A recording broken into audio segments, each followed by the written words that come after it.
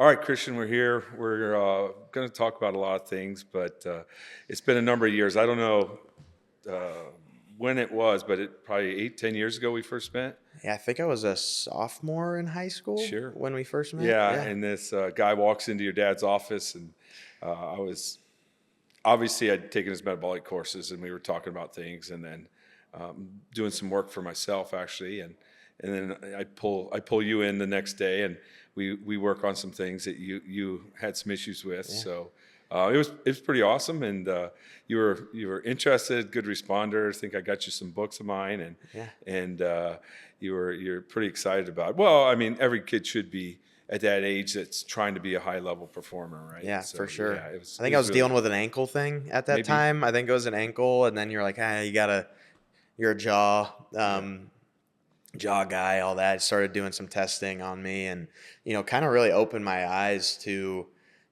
what that next level of performance was. I mean, I was in high school, so I was still going through some pretty basic strength training, getting ready to be a college athlete. Sure.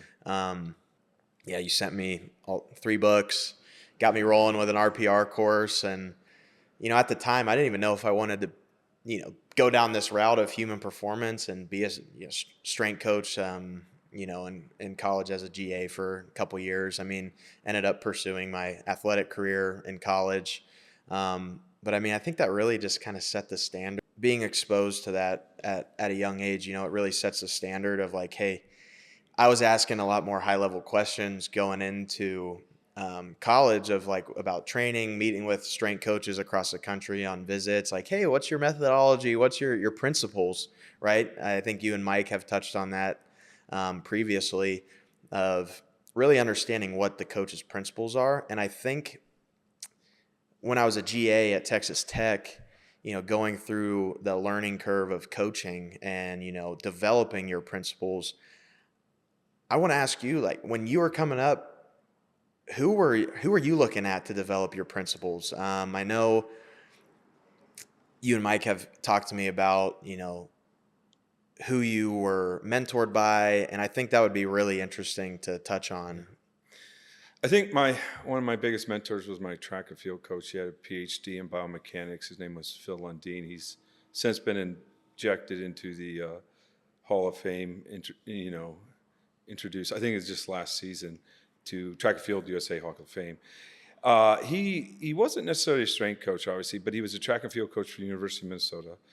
Never got to top recruiting classes, but I believe him and I won 6 Big Ten titles together. Obviously, him and his coaching, but his ability to ask questions. You know what I mean? Even now, I reflect on the questions he asked 20 years ago, and like one profound one was, "How are we going to win in the next 3 to 5 years? Like we may have won the Big Ten now, but what do we got to do to win the Big Ten 3 to 5 years from now?" And I rarely ever get that type of question from anybody anymore.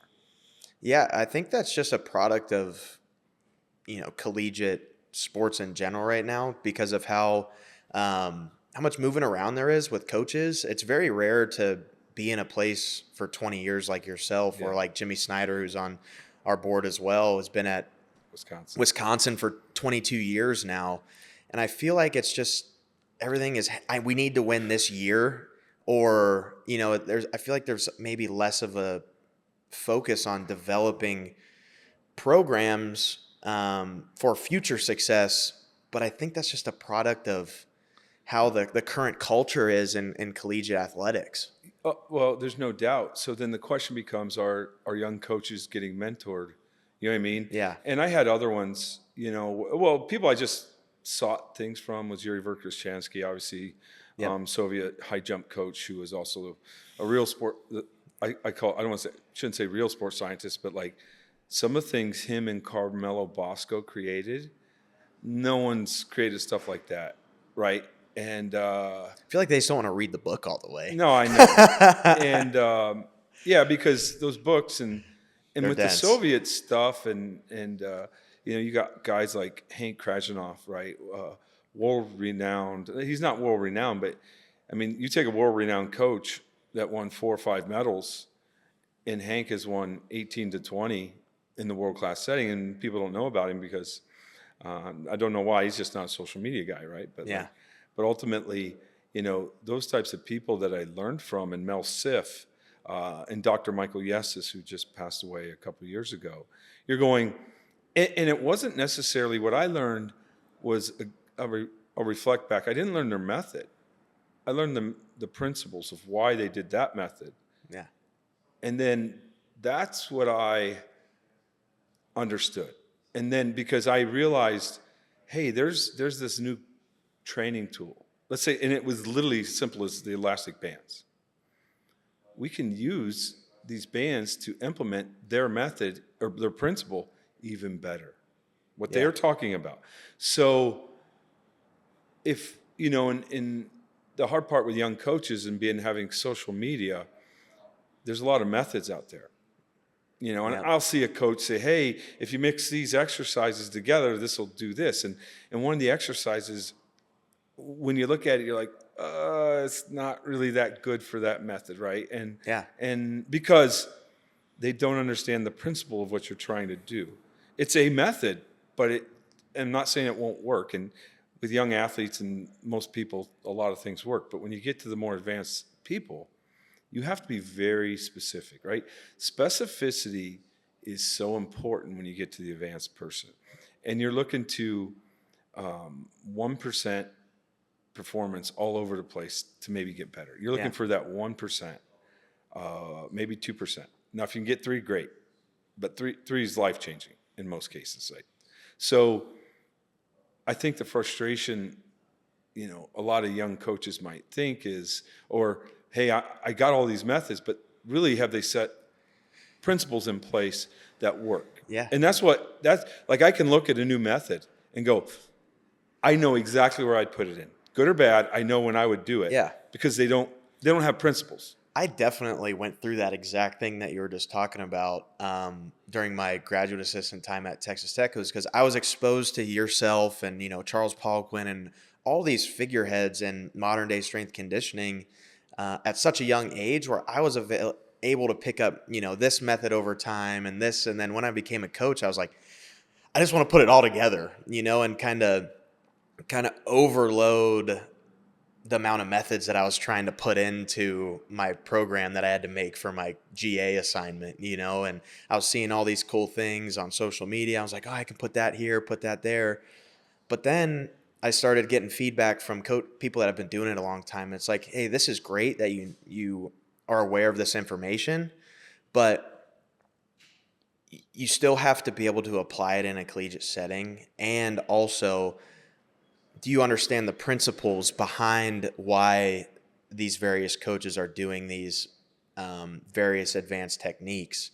So I definitely resonate with that as a young coach that has been exposed to a lot of really cool things, but it goes back to the principles. It all does.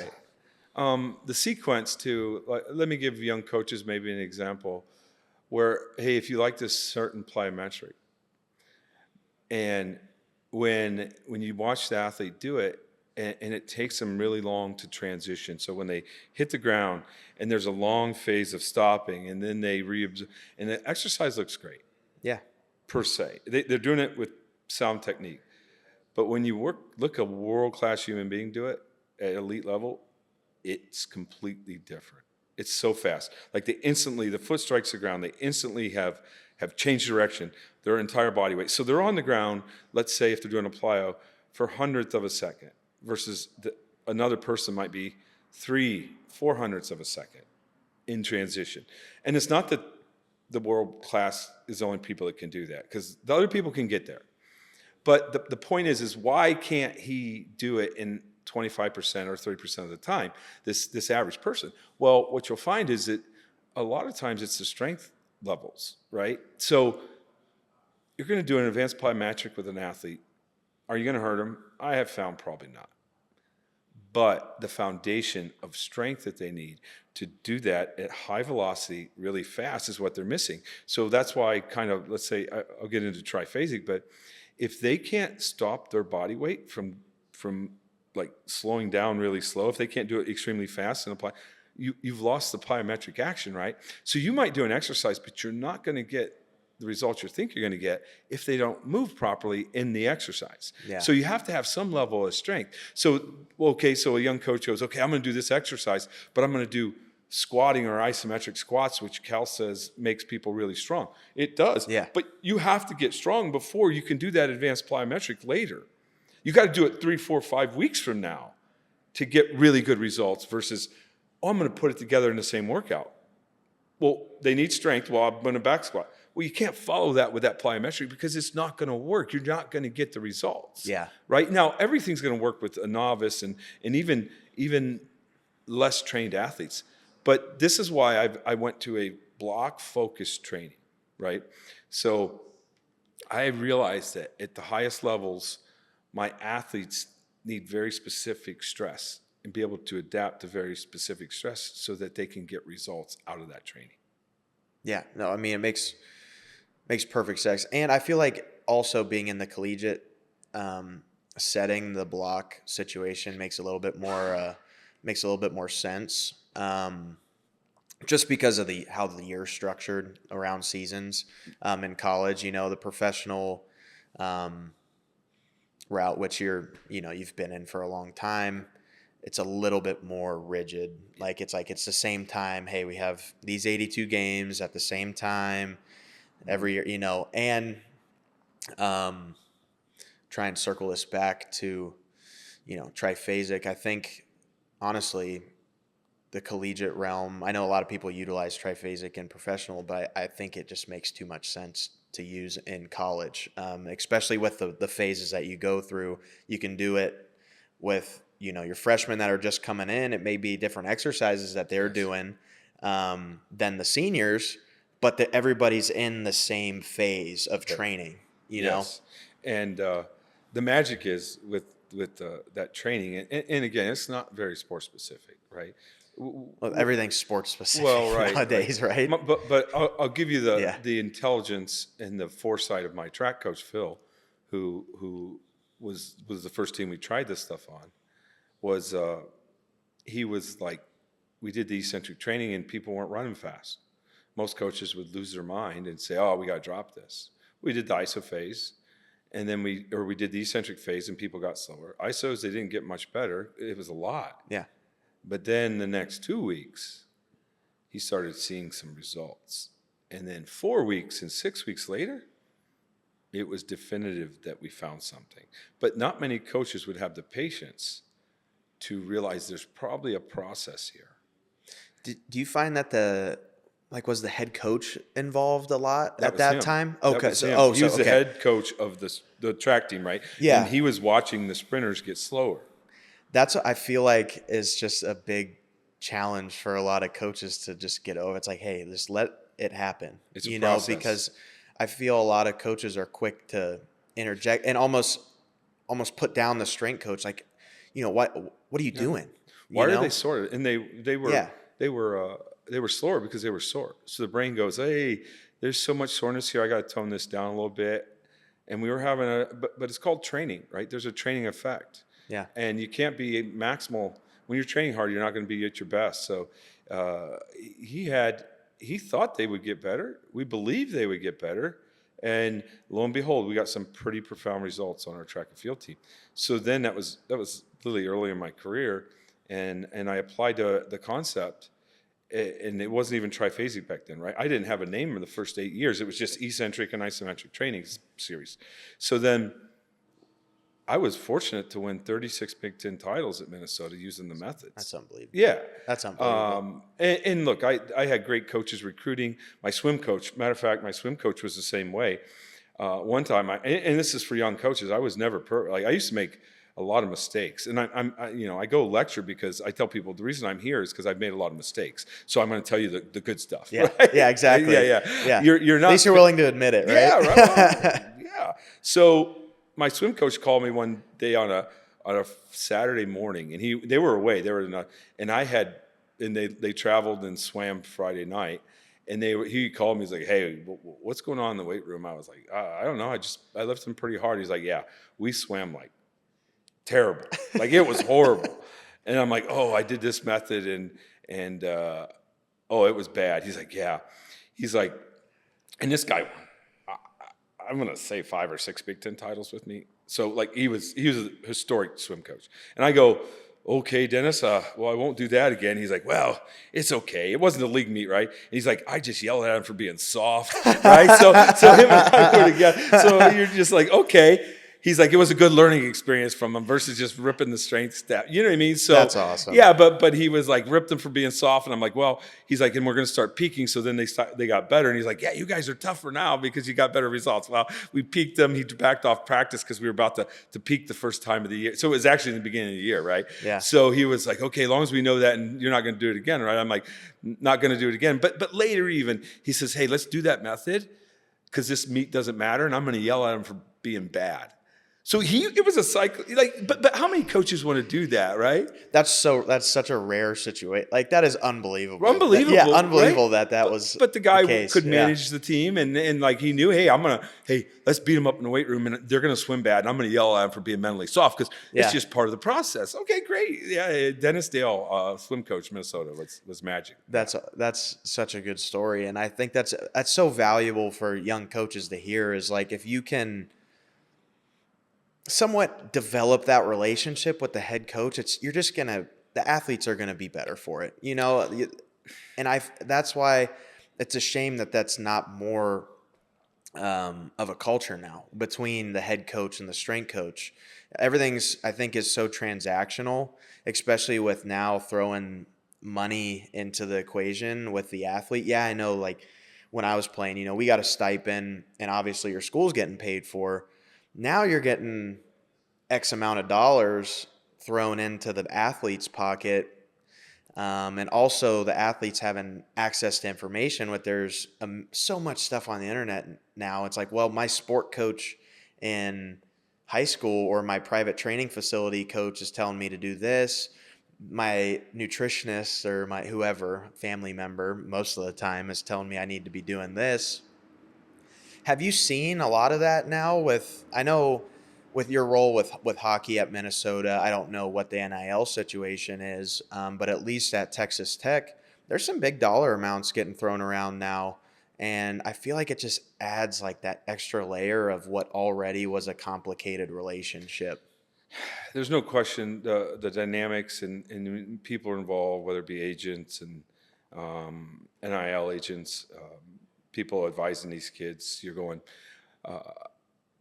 the advisors don't know though, right? Like I hear things and, well, this pro that I know got these results, so maybe you should do this. And you're going, that's the last thing this kid needed, but they don't know, right? So you would hope the kids have a coach that they can trust and believe in, right? Like let's, a kid comes to me with stuff. I'm like, well, I would actually spend your money on this because I think with your situation, you probably need this to get better. You know what I mean? So, the dynamics and the level, and it's nobody's fault except like the parents are there and they don't know who to listen to all the time. You know what I mean? Yep. I've seen so many cases where a kid wasn't ready to go pro but the agent's advising him. You're going, I don't see it. And it rarely works out. Yeah, and that just goes down to the, I care for the athlete and I want what's best for them. So, sometimes it's going to be having that hard conversation with them. Like, I see what these various people are telling you. And, I'm not trying to discredit it, but I'm just going, I've been doing this 20 years at this university and I've seen this. I'm exposed to these various things. And the only reason why I'm telling you this is because I care for you and I want to push you to be the best athlete that you can be and put you in the right situations to maybe take that next step to the professionals. Right. And I think there might be a delay in this, but the athletes, let's say they're getting some really good NIL money and they have a good year. I think the athletes need to realize, like, hey, there's money on the table. So let's say an athlete uses metabolic code to get 40, 50-page report on their blood analysis. Yeah. They make changes and they perform better.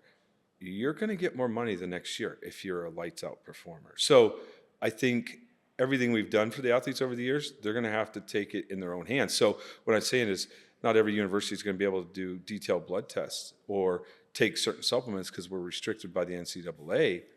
But ultimately, these kids might need to realize, hey, I need to take this money, invest it myself to maybe get more. That's what I was just going to say is like the athletes are going to be investing in themselves now. They better, Yeah.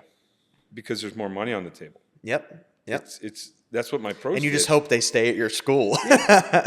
Well, that's what my pros did, right? Yeah. But then again, hey, if the athletes can get close, and you had a great year because of your off season here, and you did all the right things, you would like to think, hey, I might turn down a little bit more money over there, because what if I go there and it's not the same as a split? You know what I mean? So Yep.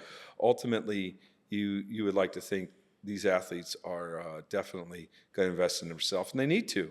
They have to. I would advise if it was my son, my daughter, I would advise them, you need to invest in yourself. You're going to make more money if we get everything right.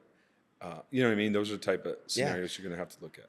I think, I have such a different perspective on it because when I was playing, like I had these things and I was exposed to it, and having my dad advise me on, what nutrients to take, taking synapsin throughout my entire football career, previously in the nasal spray. Now we have the chewable, which I think is just going to be an absolute game changer for these college athletes that are already overstimulated. Yep. They're having to stay up late and study, and they need that extra boost of cognitive, I would say, support just to make it throughout their day. And for me, having synapsin and nutrients that my dad has, advised for me to take over the years, just to stay at homeostasis, just to stay at baseline. I can take a synapsin at 4 p.m., do my studying, 5 p.m., do my studying, get what I need to get done, and then go right to sleep, make sure I'm getting optimized recovery. So having that throughout my career, I just thought was normal. Like I've always invested in myself just because that's how I was raised. That's the values that my parents, instilled in me.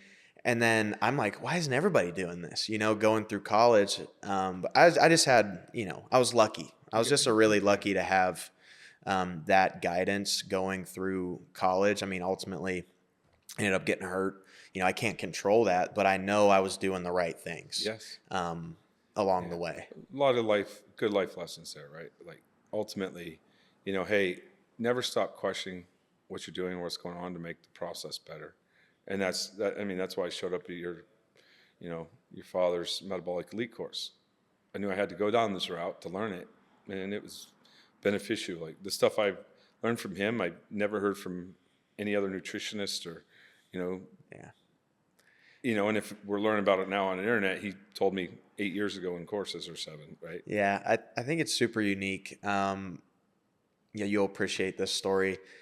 Me and him were at their house in Fort Worth, I think a couple months ago, and I was going through the garage, and I opened this bin, and it said it's like CVS, Rite Aid, nutritional, whatever protocol or forum for CVS, Rite Aid, and I'm looking through it, and it's like 1988, James LaValle, Rite Aid, dietary supplement recommendations. I'm looking through it, and it's like, cordyceps, Relora, aged garlic extract, all these things that he's still preaching to this day. Yeah.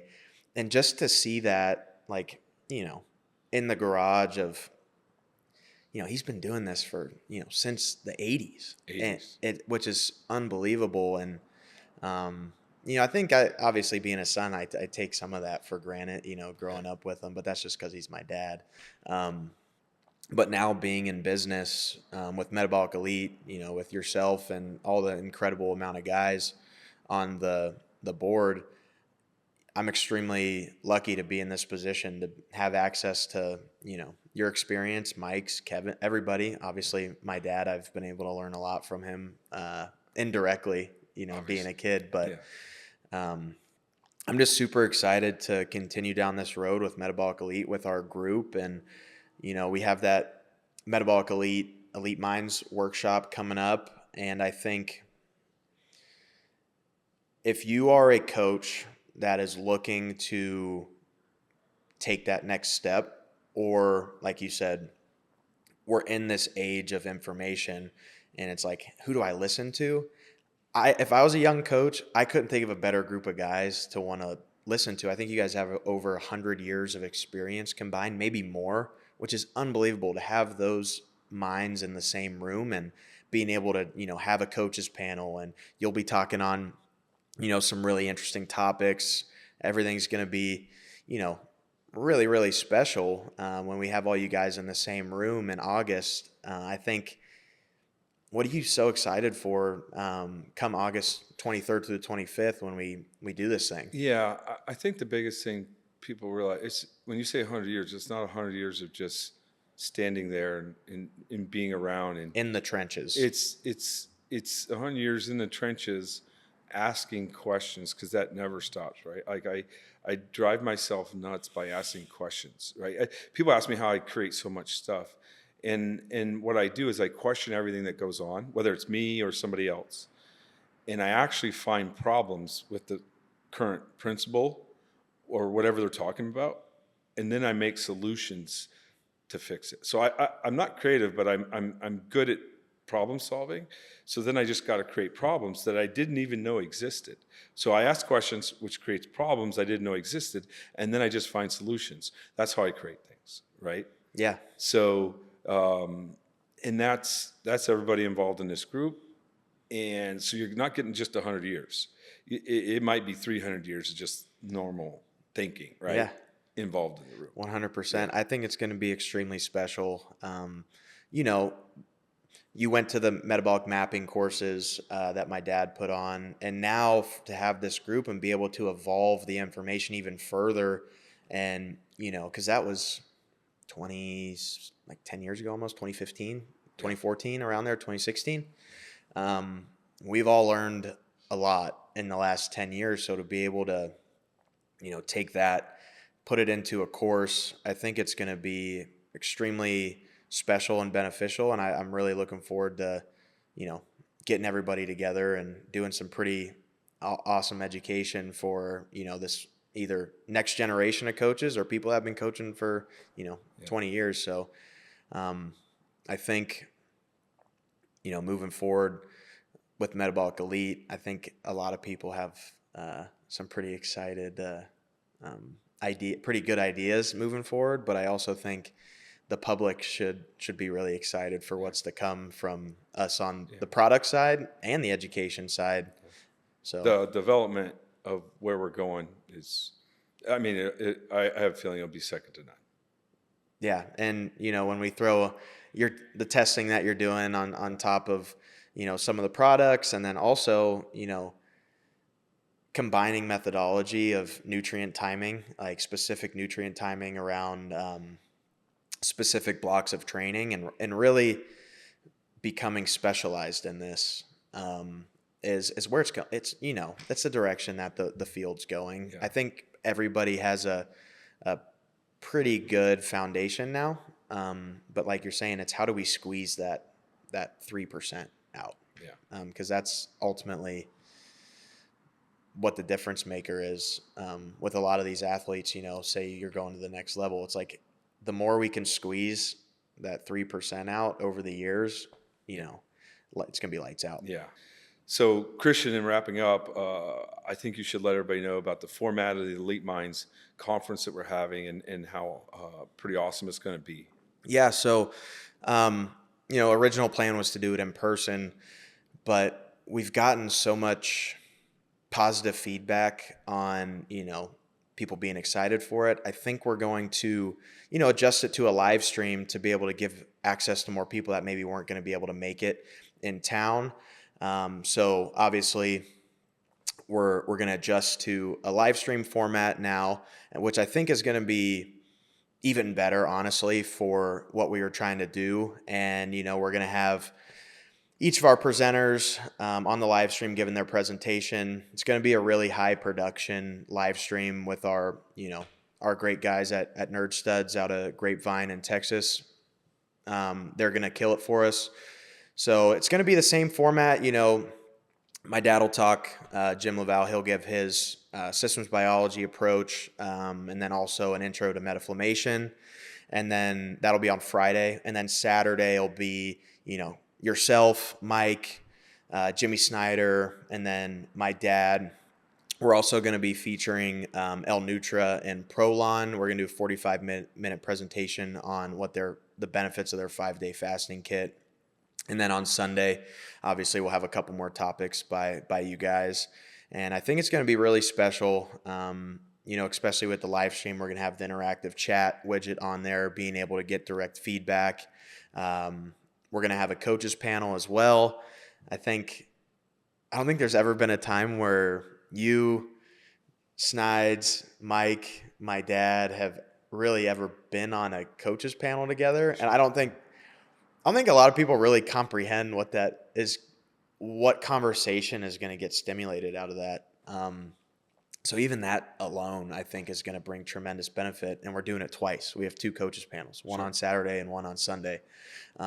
So I really advise everybody to, get on there, sign up. I think we're making a change on the price. We're going to drop it down to $199 for the live stream and just load this thing up with a bunch of people and, stimulate a lot of really good conversation like you were saying. And it's going to be an awesome weekend of learning.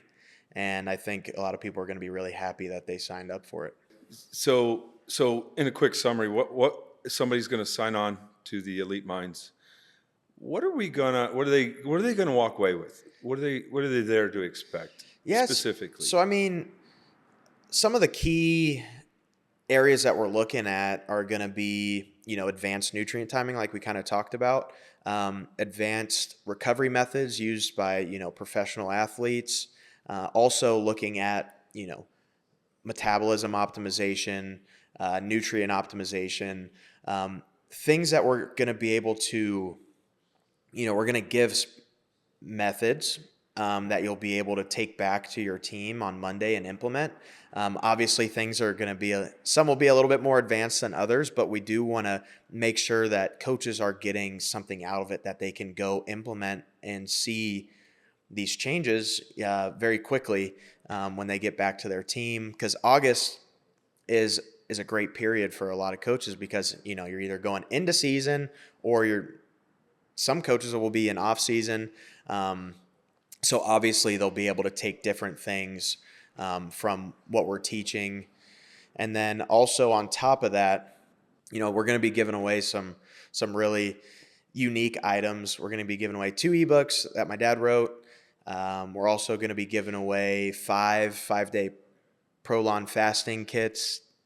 We're going to be giving away various products, t-shirts, things like that. So we're going to try and keep people engaged throughout the entire day, the live stream. So you'll get some goodies out of signing up, but at the same time, you're going to get quality protocols and implementation that you'll be able to use with your team come Monday. Awesome.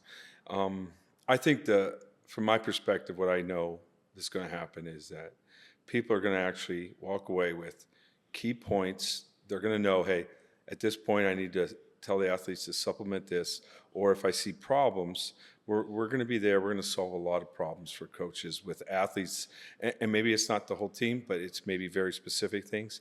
They're going to walk away and, hey, I understand why this isn't happening or why this is happening, but I'm going to be able to get to a solution. Right? Yeah, I think that's key.